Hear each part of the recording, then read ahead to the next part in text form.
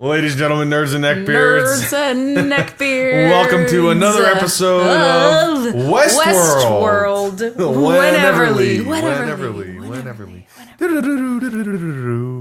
Hey, Dave. Hey, Tana. What's going on? Oh, not much. I'm excited that we are back to our old ways. It's so good. This episode is so good.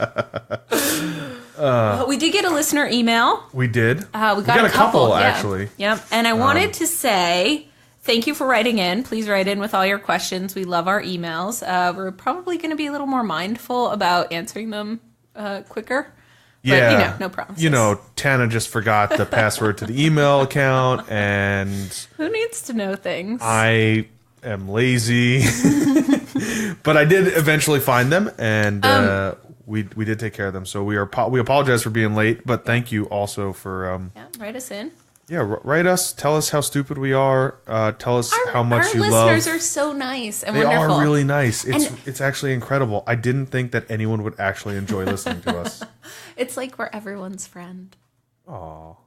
Cheers, buddy. Cheers. Do you know what we're drinking today?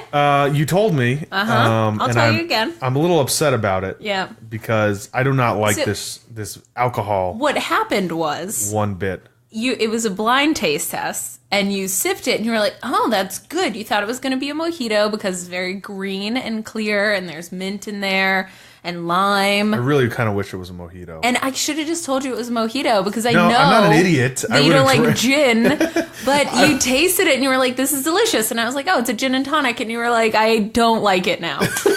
That's not exactly what happened. What happened was, as soon as you said it was gin, I got the ginny aftertaste and was like, and that's why I don't like the aftertaste. Oh, this drink looks like nothing to me. Oh, it's delicious, though. And the reason, Dave, that I chose the gin and tonic is because you know what our episode is called this week? We're up to episode 4. I forgot. I was going to say The Door, but I know that's a season 2, the name of the season 2. Oh. So we will talk about that maybe later at the end. Great. But that's not what this is called. It is called cognitive dissonance. Ooh. Yeah, which you and I have been talking about.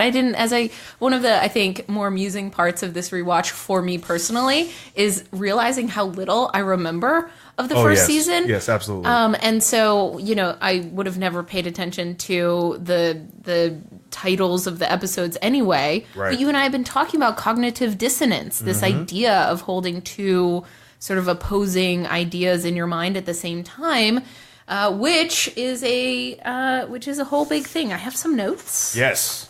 I do have some notes. The theory of cognitive dissonance, 1957, was coined by an American social psychologist named Leon Festinger. Something, maybe? Festinger? Festinger? Festinger or Festinger? Festinger. It could be Jur. Could be Festinger.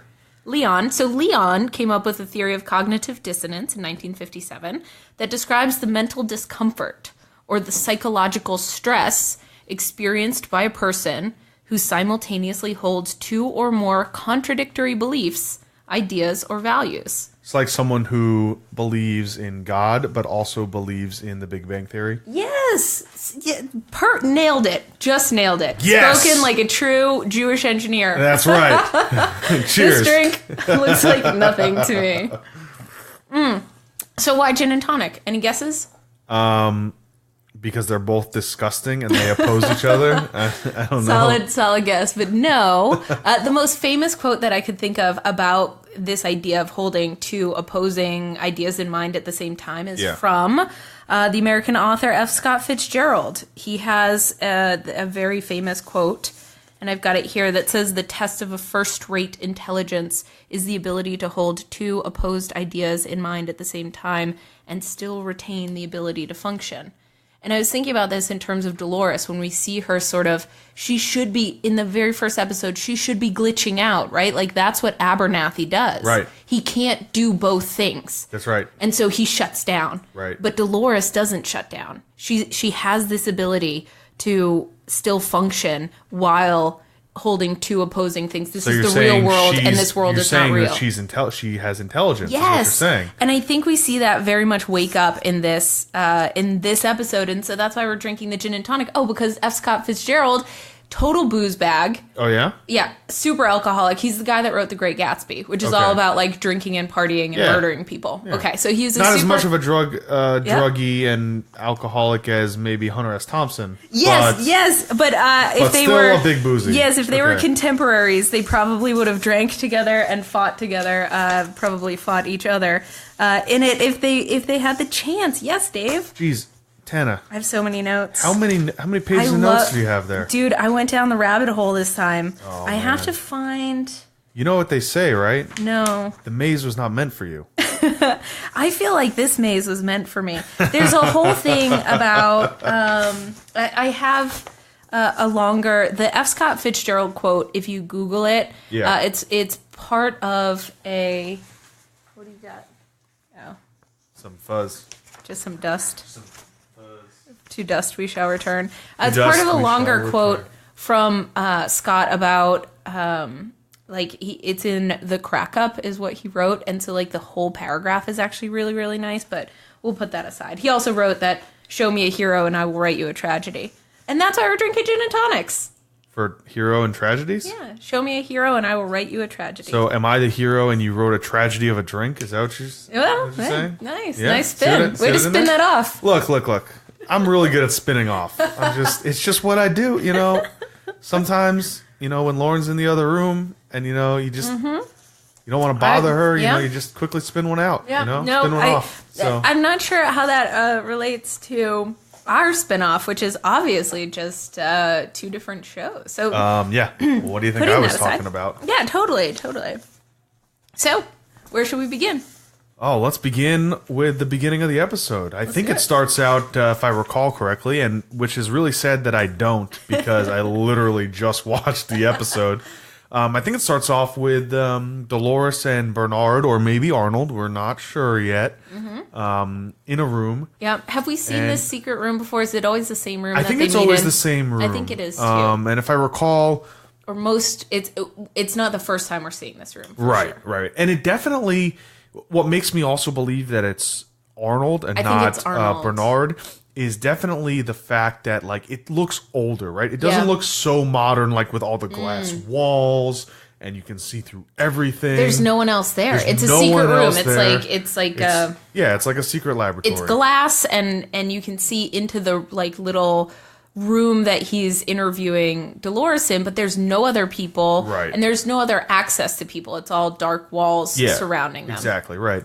And they're, you know, having another one of these like secret conversations. He makes some comment like, you know, limit your emotional response. Yeah, you know, because she starts crying because everyone in her life has died. Yeah, but what I think is really fascinating about this scene is he asks her a question. I forget exactly what it was, but she gives this awesome response. Yes. And he goes, yes. That was a very beautiful response. Did we write that for you? They have this moment where it's like he's being moved. Right. And then sort of, you know, there's like a fleeting glance across his eyes and he kind of comes back to himself and he's like, Dolores, did we write that for you? Yeah. And she goes into robot mode and is like, in part, I adapted it from a script on love. Right. Something like that. Yeah. Oh, and it was all about existence or something, right? Yeah, it's crazy. It's all about kind of existence and pain and how everything you feel and because I think he asked her, I think the question was, do you want me to remove that pain for you? Yes, that was the question. And he makes dialogue is excellent. She answers with this beautiful response about no,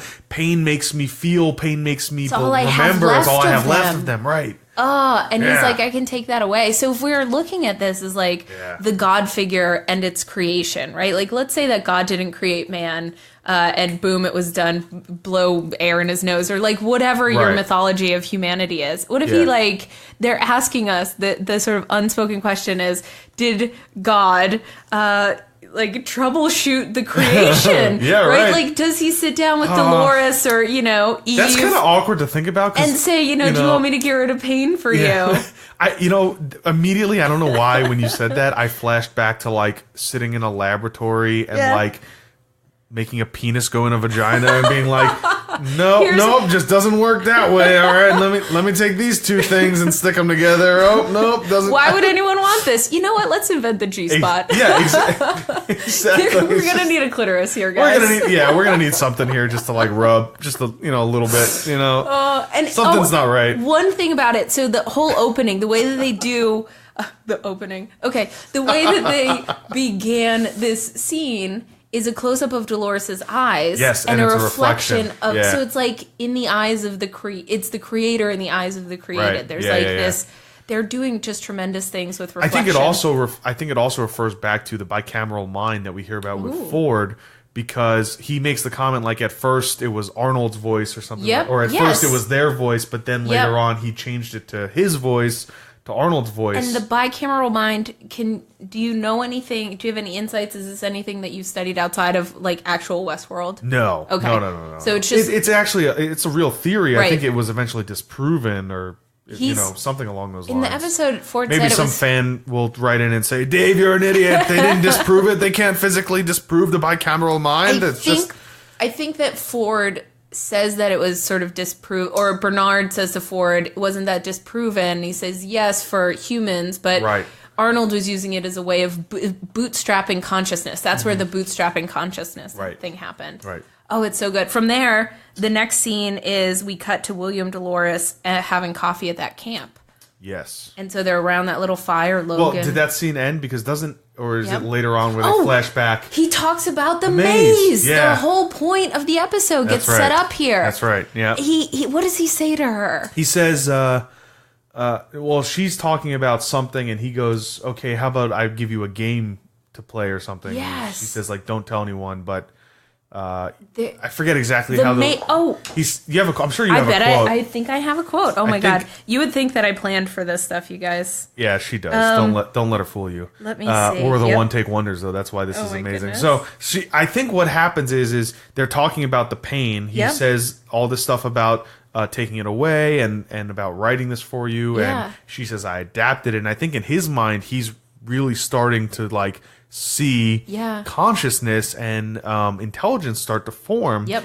And that's when he springs this maze game. Yes, so now we see, this is why I thought says if you find at the end you'll of this be free scene or something. That this is Arnold. This has to be Arnold. It has to be Arnold. This is Arnold introducing Dolores to the maze. Yep. To this bootstrapping consciousness, unlocking their potential thing. Right. And this is the moment for both of them that happens. And actually, and it's 30 years ago. It's got to be 30 years ago. Oh, it's absolutely 30 years ago. And actually, it gets linked to the current timeline when William is talking about the game. He actually is talking to the girl with the rattlesnake, and he says something along the lines of Arnold left, he went mad and went crazy.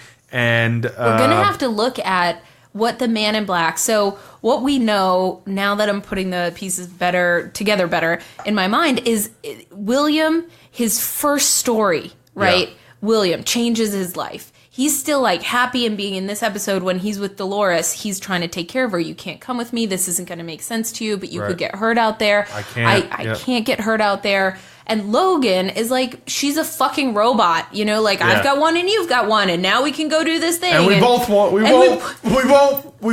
fuck them. Yeah, neither of us will fuck our robots. and it's fantastic. And so if that is the first, think of it as like a complete circle, right? Yeah. That was the very first time that William is ever in the park. Yeah. And he has this transformative experience with Dolores, and now Man in Black is here for what he wants to be his last time in the park. It also links this episode, which is an amazing episode, links them to the company, right? Because Logan makes the comment it's the first time they mention that their business has some stake in the company, and Logan's like, this is why we have to buy more. Oh, Logan says that because he's like, oh, I get it now. Because William is trying to tell Dolores, you can't come with us. It's going to be too dangerous. You could die in there. I can't die in there. And he's like, oh, I fucking get it now. This place is great, says Logan. They saw the one thing you gave a shit about back in town, so they made it so that her path crosses yours. Yep. And now they got even you to give a shit. This is why we need to buy more stock in this company. Yep. Do you think that that's what's happened? No. You think it was fate, circumstance? Chance. Yeah, actually, I don't know. It's or a good do you question. think that the 30 years ago G.I. Joe, whoever was in the control room, was like, okay, we got to send her in after the guy. This is the only thing that he cares about. Yeah, maybe. I don't know. And I don't think, but these are the questions. This is what makes us so exciting. Yeah. But I have this clip. So thinking about William the first time and the Man in Black being the same person. Yep. Why the fuck is the Man in Black there? This is going to be him talking about his motivation. Yeah.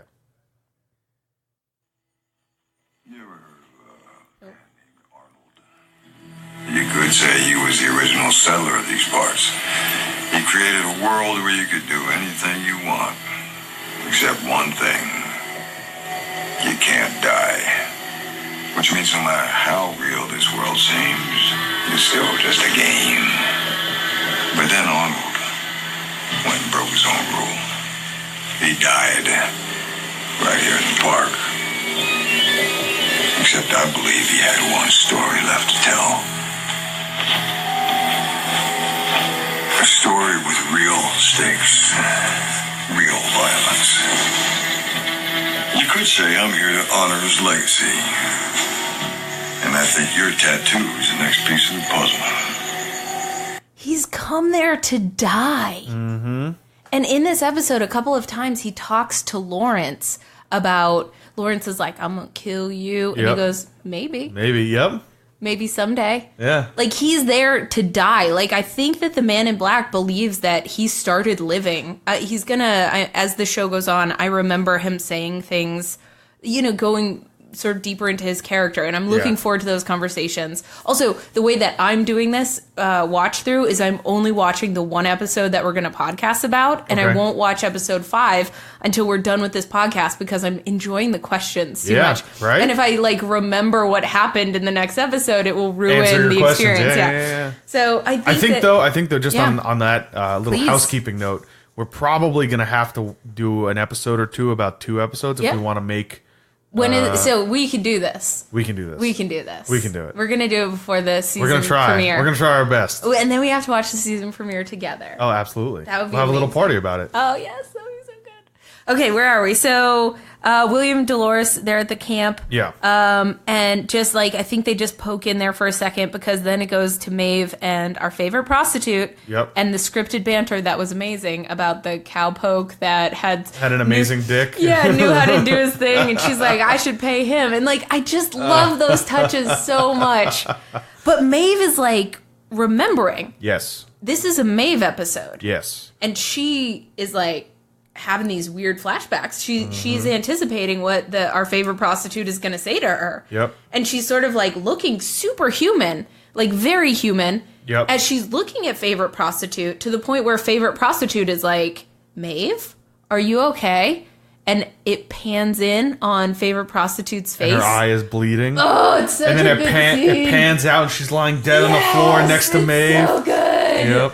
Yep. And the blood comes out and Maeve is remembering being shot. She's remembering these alien men coming in, cleaning up. She's, on the floor. She can feel that she's being shot. She goes home immediately. Yep. She draws the picture. Yes. Of Alien Man. Yes. Right? And then goes, she doesn't know what to do with it. She goes to hide it in her floorboards and she finds she's done this multiple times. There's a whole stack of them. It's that horror movie shit. This is a fucking slow motion. This is a Western horror movie mashup.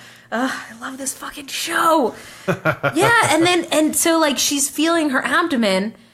She hears the alien guys say, as she's flashing back, we aren't done with her yet. She's still got a fragment of a bullet in her abdomen. And another guy behind this guy says, leave it, patch her up. They need her upstairs right now. They want her back topside right now. And I thought, they want her back topside. Imagine your human experience. Yeah. You have this out-of-body thing. It's weird. You think you died. Where do you go? Underground. Mm-hmm. You have to come back up into the light. This is they put hell in this world. It's subterranean. I think someone even makes a comment about... maybe it's Maeve when she's talking to maybe? Hector. Yeah, she says something about it's hell on earth or something. Yeah, it's hell, and we're just here or something. Mm-hmm. Oh, it's with when they're talking about the alien man, and he says oh, there's a spirit or something, and she says, oh, they're from hell or something. Yeah, I have it. I'm sure that I have it. Sure you know that it. I have yes, it. I know you do. Okay, so it's Hector and Maeve, and it's the very last scene in this episode when he wants to get into the safe and Maeve wants him to cut her open. Yes. And they have all this exquisite banter back and forth. Oh, it's excellent. Oh, it's so fucking good. And Maeve becomes such a badass. She is unafraid. She really does. Yeah, you're right. This scene is great. It's so good. Oh man, she fucking sterilizes the knife. Yes, with her own fucking cigar or whatever. She's like sits on top of the thing, on top of his treasure, the thing that she wants. So she takes a dominant position. Yep. Right? Like she's no bullshit with this guy. Yep. She's ordering him around. She's giving him the combination. Yep. She then takes she's like, I was shot right here, and like shows her abdomen. Oh, but she has to like because she's wearing all these petticoats or whatever. So she's trying to get out of him to like show her midriff, and he's sort of cocks an eyebrow, and he's like, if you want to get busy, we're gonna need more time, a little more time. And she goes, "Excuse me. If we were to do that, I would dictate when you come, basically. Yes, exactly. Like how much time you need. I'll be the boss of how much time it's going to. I'll need you or use you or something like that. So she's like sexually in control. Yep. She's physically in control of the scene. Yep. And then she like takes his fucking knife out of the like his hidden pouch in the middle, which is phallic. Yep. And then when he refuses to cut her with it, she cuts her fucking self. Yep. So she's unafraid of pain, unafraid of death, seemingly, is leaning into this, like, because she knows if there is a bullet fragment in her abdomen, which has no bullet hole, there's no proof. There's something's fucking going on. Then this world is wrong, and she's right. She tells him to reach in, and he she makes this comment like, "I've never had let a man or tell a man to put his hands on me twice." She's so great, and Hector has grown on me. Back in the jail cell, we had Man in Black meet Hector, and he's I never bothered with you. I always thought you were like a made by committee kind of guy, right? And just for the masses. Yes. Yep. An appealing scar, sort of douchey backstory.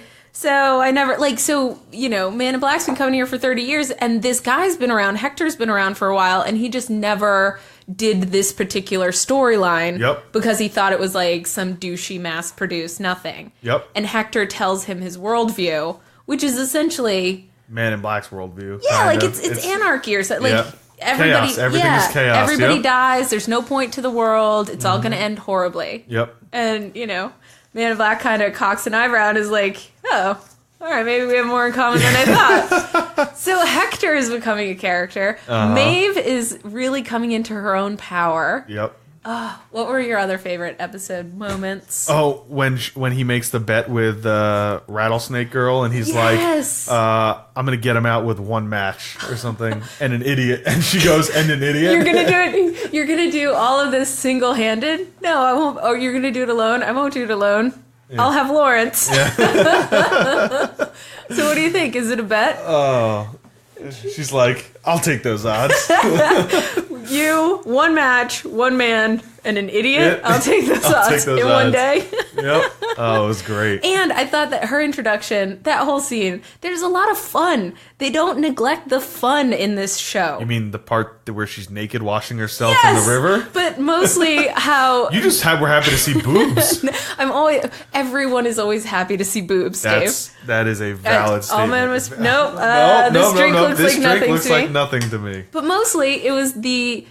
you can hear the click-click of the shotgun right in the ear. They're watching the naked girl with the tattoo bathe or whatever. And then there's just that awesome cowboy up shit that I love. Mm-hmm. It seems like you've got a couple openings. Yeah, that's right. Hey, you willing to take on some people? The one guy says, I think we're full. Bang, bang. Yep. I think you got some openings now. You've got some openings. And he's like, how have I never met you? Yes. And this is, so it's new, right? What was old is new. We're seeing... Which is interesting because we know he's met Hector, right? He's never bothered with her, and she seemingly is with Hector, but maybe that's just the new storyline. Yeah, I wonder if they were both introduced. Maybe we're getting too technical, but probably Hector and Snake Girl were introduced at the same time on the same loop, and so he just never did that loop because it's beneath him. It's I'm interested. Beginning gamer. What I did think is I'm interested to follow William. Yep. And see if he actually ever meets the rattlesnake girl. You know, my he thought. Can't. I know think he can't. He can't. But my immediate thought was, I'm gonna look for this plot hole right there. And it's not like they're children, right? It's not like her backstory is that she had to paint herself in her mother's blood, and now all the men that cut her mom wide open, that she had to pretend to be dead, all this trauma. She has now gone and killed all those men and painted her skin in this rattlesnake tattoo. Yeah, and then except for the head. Yes. And this is where we get the quest line for Wyatt. He goes by many names, but Wyatt. And it's funny because when she mentions Wyatt, Man in Black, this is the end of the scene, he kind of smirks and smiles a little bit, and then it just fades. So it's really interesting. I think it's because I don't think it's because he knows Wyatt. I think it's because he's pleased that it's new. That it's new. Okay. He hasn't played this, and he is like happy to be doing it for the first time again. Okay. That's how I read that scene. All right. We got to talk about the best scene in the whole fucking thing. Oh, well, Ford and Catherine. It's so good. Except her name is Teresa, but Ford and Catherine, it's Catherine. It's Catherine. It's Catherine. It's Catherine. But before it's that, funny. Everything we say, it's so good because this show is fantastic. Becky, Closet Case Becky is only in it for like a minute, but it's a very good scene between her and Bernard. Yep, and Catherine. And Catherine. Yep. Yeah. And the rock crush head, Smash Head, is sitting there like being interviewed, except he doesn't have a fucking skull. That's and they call it his wetware. We tried to salvage his wetware. Well, they made a fun comment like he still has some cognitive motion, and like they make him like open his jaw and stuff. And so they're trying to figure out this glitch that made him kill himself. Yep. Self rock smash. Yeah. And so Catherine is saying, you guys in behavior, fuck this up. We need to figure out what's going on. My department's taking it over. Becky says, no, there's this still... This guy can't troubleshoot himself out of a paper bag or something. Right in front of him, right to his face. And he's just like, what an asshole. But he's like, yeah, she's right. But then this great thing between Bernard and Becky. So...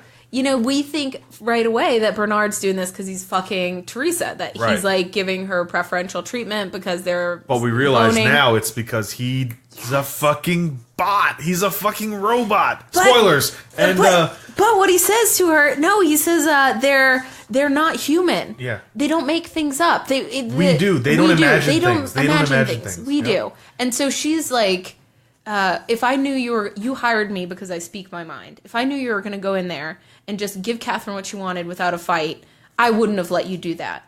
Yeah. And he said, okay, what's the deal? Well, he invented this thing. They're creating things. Like there's something we're not telling them. Yeah. And he's like, the hosts don't make things up. You do. And she's like, be blunt with me. Yeah. And he goes, this isn't Orion's belt. Orion's belt has 4 stars. Yeah, he points to the picture and he goes, 3.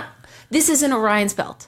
Orion's belt has 3 stars. This has 4. The hosts don't make things up. You do. Right. And then he like fucking drops the mic and walks away. Yep. And then it's not fucking Orion's belt. What the hell was it? I don't know. I love it. So let's keep an eye on why that Smash Head was glitching out. Yeah. I love this so much. And I also love that I don't remember how it goes. He's violent. The lights cause violent ends. Yes. Do you know what that's? Oh, Stump Dave.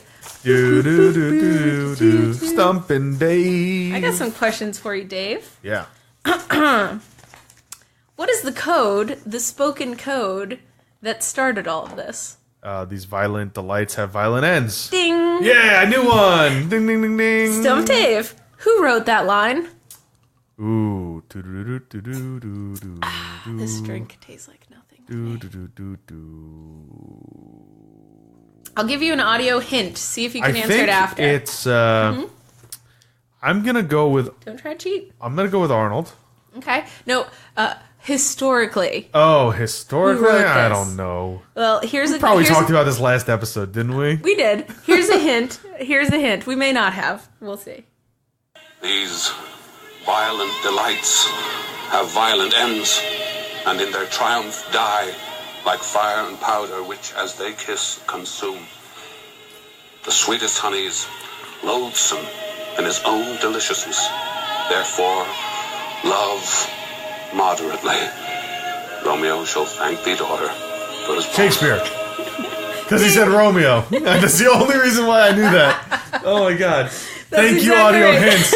Thank you, engineering school, for teaching me how to critically think and deduce things. Yes. Ding, ding, ding. Ding, ding, ding, ding. Yes, and in what play did Shakespeare write that? Romeo and Juliet. That's correct. So Oh, 1, 2, 3. three. You got 3 right. Now, Wow. final That's good for question. me. Okay. And I think, and this one goes out to the audience as well. Use your critical thinking, because I don't know the answer. I mean, I know the answer. I don't know the why. What character says that line in the play?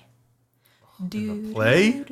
Like the guy that we just heard, which, by the way, credit, Baz Luhrmann's 1996 movie, Romeo and Juliet, with, that was an audio clip from that movie. Go on. What character says it?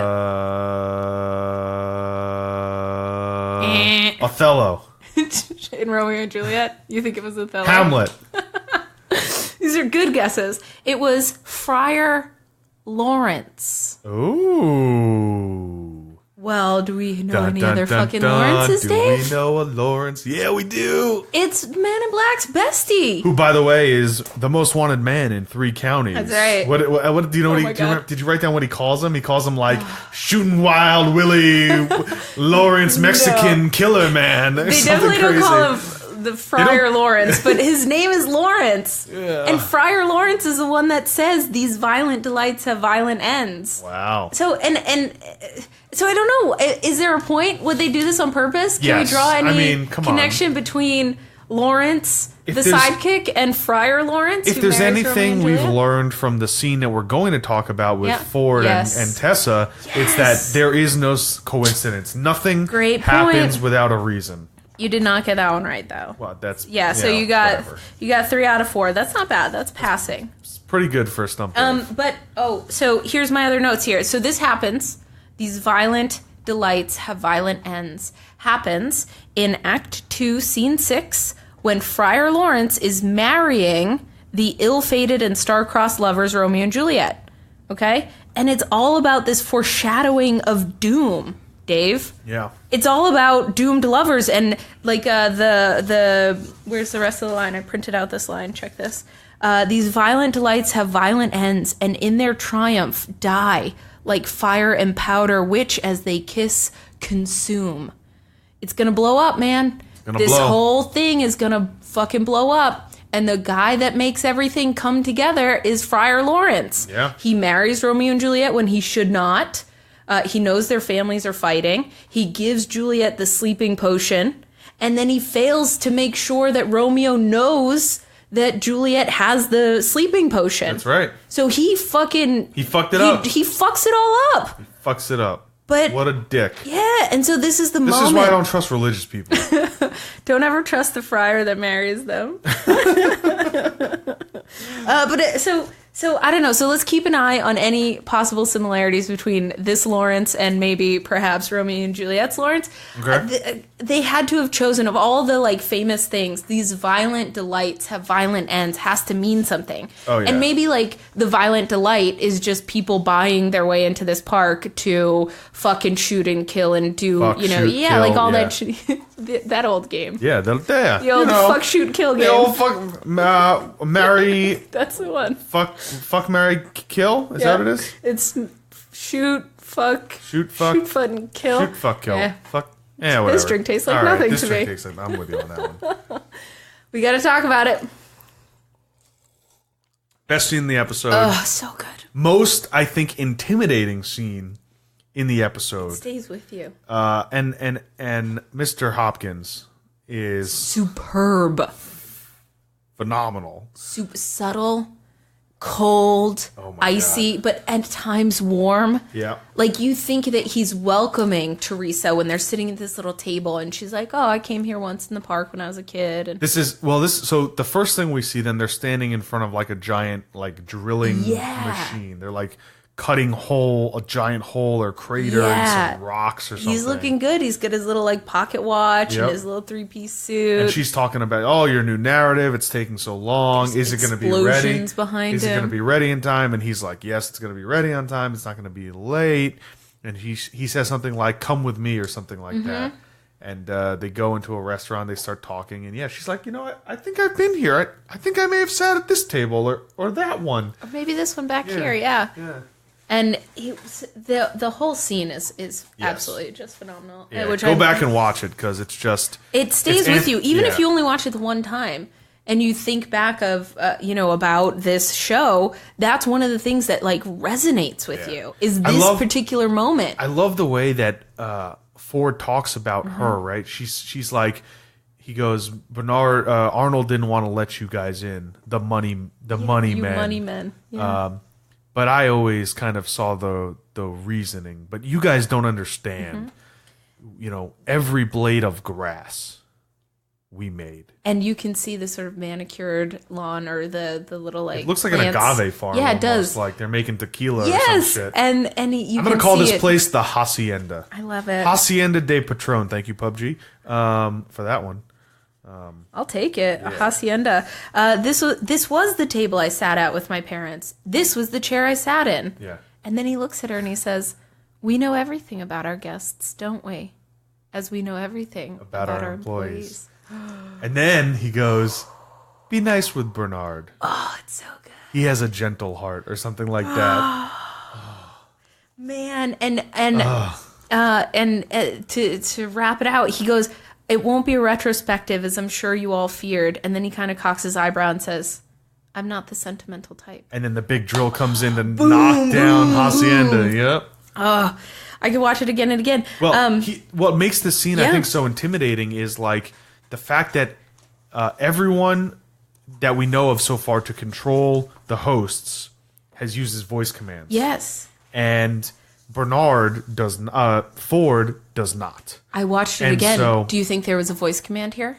I don't think there is, because if you watch, at least what I remember, he's talking to what's her name, Catherine, and then all of a sudden everyone stops. Yep.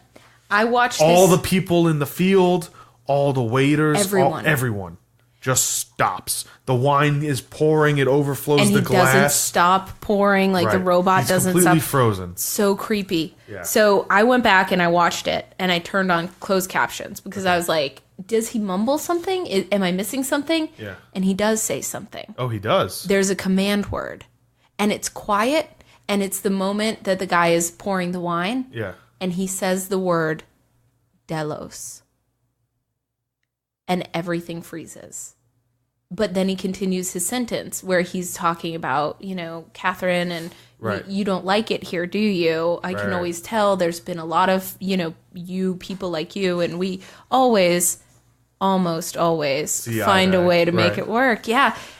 But he says the word Delos. So, of course, being me, I had to go figure out what the fuck Delos is. I wouldn't have known that. You're an investigator. Man. Yeah. I was in this episode. I watched this episode more. I've never watched an episode more than once. Yeah. Like, I'll just watch it. Yeah, like ever. Like, I don't really rewatch things. Yeah. I'll read a book 1,000 times. But if you give me something to dig into, I'm going to dig into it. Also, he had his finger up. If you see them from the side. Yeah. So it's Catherine, on the one side and Ford on the other. And you can see the table and you're sort of at table level. His one pointer finger is up. And then at the end of the scene, it's down. And I wondered if they would show his finger like doing some sort of release, like what he did with the rattlesnake. But but I didn't catch him doing any of that. But I just noticed that the finger was down after. I didn't know if maybe this was another command. Interesting. What is Delos? I did not catch it. What is Delos? According to Wikipedia, Delos is an island. Well, if it's on the internet, it must be true. In the Aegean Sea. Okay. And it relates to Greek mythology. This was not the first time I started getting hints of Greek mythology in this. Yeah. When Man in Black was talking to Lawrence in the police carriage. Yep. And he's giving the guy the cigar. He's like, Lawrence, you keep thinking that you're, doomed to be with me or whatever. But he's like, I'm trying to set you free. Yeah. Everything in your life is a trap. It's on a path. You're on a loop. He says all the decisions you've made, you think you've made, are not your own. And it made me think of Greek mythology and biblical stuff where angels walked among people. What I really took away from that specific scene was that those cigars were rolled on the thighs of beautiful girls. Hand rolled on the thighs of beautiful girls. You're bringing something else. You're bringing a nice depth of analysis. Just saying. So that's what I got out of that scene. Delos, and if any of our listeners are good Greek mythology people, that's where Artemis and Apollo were born. And it's an island when nobody would take Zeus's lover, I want to say Leto, but I don't know for sure. Okay. The goddess Hera hated Leto. Philandering Zeus got her pregnant. Nowhere in the world was safe for her to be because the wrath of Hera was going to find her, except for this one shitty island that was moving and waves and crashing, and it was the only place that he could put her. And she gives birth there to Artemis, who immediately becomes a midwife to deliver her own twin brother Apollo. I don't know. So maybe there's like some sort of birthing analogy. They're born adults. Yeah. They're gods. Right, exactly. What else is born an adult? A host. These hosts. Oh, yeah, shit. And so maybe, See, that's the depth of analysis that I bring alongside of hand-rolled cigars on beautiful women's thighs. Oh, David, I am enjoying this so much. That's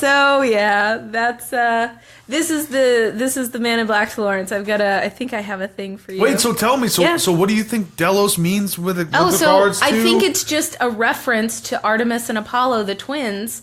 And birth, like there's Greek, it's a Greek myth about birth. If any of you guys out there have a theory on this or know anything else. Does he say it again to release them or anything? No. I think it's, I wanted his finger to just like, be like a little click or something. He does make a comment like you can join the others or something. And that's when they all leave. Yeah, but Delos froze everything, and you almost don't catch it. I didn't catch it. I like I said, I never rewatch things, and I rewatched this scene again and again, and then finally I was like, does he say something I need to put on closed caption? So he says Delos. I looked it up. Jack the volume up and I didn't did, hear anything, and then I was like, there's a button on my beautiful little iPad where I can just say closed captions, and then it tells me all the words. Nice. Oh, but Ford is so good in that scene, and I think the woman that plays Teresa is also doing an excellent job. In the scene before, Bernard had been like, don't cover your belly. Crossed arms is an ancient way of expressing vulnerability. Mm-hmm. So, and she kind of puts her arms to the side like a superhero, and he's like, that's your posture when you talk to Ford. And she tries it, but he just beats her down. He is two steps ahead. He's just too intimidating. I mean, and wouldn't you be intimidated if everyone around you just are like, just frozen? And she does not like it there. Yep. It's so good. It's so good. Yep. We already played. I had a clip, but it's the one that we already played about Arnold's last story. Yeah. We've got Violent Delights. I do have a season 1, episode 4 recap, but I don't know really what's on it. No, so I think maybe where we focus now is... we're going to shift gears a little bit because I think we talked about the I think we got episode, all the big stuff, all the major stuff. Yeah. But quickly, I want to talk about this thing about season 2 that I found. What did you find? Online. This thing that I sent you, the link I sent you. Yeah. So basically, a Reddit user. Yeah. And I'll get the username for you in a second because I like to give credit where credit is due. We're learning. We're learning how to do this. So, Reddit user Melise, who knows if I'm pronouncing this or not, made a beautiful post about on the Westworld Reddit about the door in the maze. The door in the maze. Yeah, and so season 1 was called The Maze. It's actually like season 1, The Maze. Yeah. Okay. Season 2 is called The Door. You know this? They just released this actually. Okay. And so this is a really interesting article. Not article, kind of dissection of this, right? That basically says I love in fandoms. I know, right? In real world culture, there's a culture Udam, which is the real world culture in which where the man in the maze comes from. This is a group of people who believe that there's a man in a maze as a goddish type figure, and they kind of make this is a real world thing. They make baskets with maze symbols. Yeah, like that like we see in Westworld. There's a nice woven basket in two tones with a man at sort of the entrance, a sort of stick figure man at the entrance of the woven every basket maze. has in quotes, a mistake called a Dao, D-A-U, or a door, which is intentionally integrated into the design so that the spirit of the basket can be released. And she sources Wikipedia on that. Sure. Anyway, she goes on to kind of dissect this and say, maybe this is the door. Now we're going to learn more about this maze and how people become consciousness. Because they have to get in there into the maze. And so Dolores says there's a path for everyone. She says that in this episode. Yes, we have the steer, right? There's a path. It's when she's talking about the steer. And at the end of this little monologue, she says, I never realized that we were keeping them alive to go to the slaughter. Oh, it's so good. And so it could mean that it's possible that every host has its own path to travel in the maze to reach consciousness. Yes. Which might be interesting where we see William go, or Man in Black go, from this episode, because we know he talks a lot about this is a game and this is my game. And then a lot of people say the maze wasn't meant for you. So. It seems to me like, that William is... he only feels real when he's in this other world. And the Man in Black. The Man in Black, that he was born. So if we go to this Delos Artemis birth thing, he was born in this world. He didn't feel real outside. I think he talks a little bit about that in later episodes. I have hazy memories about it. But his whole thing about Arnold, the clip that I played earlier, is about how you can't die in there. And that sounded to me like a man on a mission to die. He wants to die in there. Well, what's interesting is that they're on this quest around the fire, and these two other guys who are on this quest with them, they're patrons, come up to him and they're like, "Oh great. Man, your foundation saved my daughter's or sister's life," or something like that, and he just goes, If you don't fucking shut up, I'm gonna fucking slit your throat. I'm on vacation. Yes, this is my fucking vacation. And they're just drip feeding us just tiny little details about Man in Black's life outside, Logan and the family business. Oh, and so I thought with that scene that you just said, and then what Logan says with Dolores, I'm an acquired taste, I'll really grow on you. You're just meeting me. Insinuating that they're going to have a future together. I think the show really wants us to connect Logan and the Man in Black as the same character. And so I think that's why the reveal later, when the reveal happens later, that it's actually William, the good guy who's a shithead. Great line. They're talking about going to Pariah, right? He says, we just stumbled upon this great Easter egg. Logan says to William, he says Billy, and then William says, don't call me that. And then he says, go black hat with me. Just go, what's it gonna hurt? Just go black hat with me once. You can keep your, Dolores toy, but just go black hat with me once. And he picks up his hat and kind of drops it on, William drops it back on his head, and he's like, what's the worst that could happen? Oh shit. Dude, it's so good. I need you guys out in TV land to be keeping an eye on this Friar Lawrence thing. There's something I'm not putting together about Romeo and Juliet. They can't have gone with this for no reason. I mean, I guess it's reason enough that it foreshadows doom, and I don't know. I'm looking for things. I'm looking for threads. You love looking for threads. You love digging deep, but that's what makes this so great. HBO's bringing it, man. I know this show is gorgeous. This set design, it doesn't feel like any other thing, right? It doesn't feel like any generic Westworld, Western. It feels like a different quality of thing. How do they do that? And then you go underground. Camera tricks. And you go above ground when G.I. Joe is looking over the park, in that techno-y kind of hologram station. And this was I think it was this one.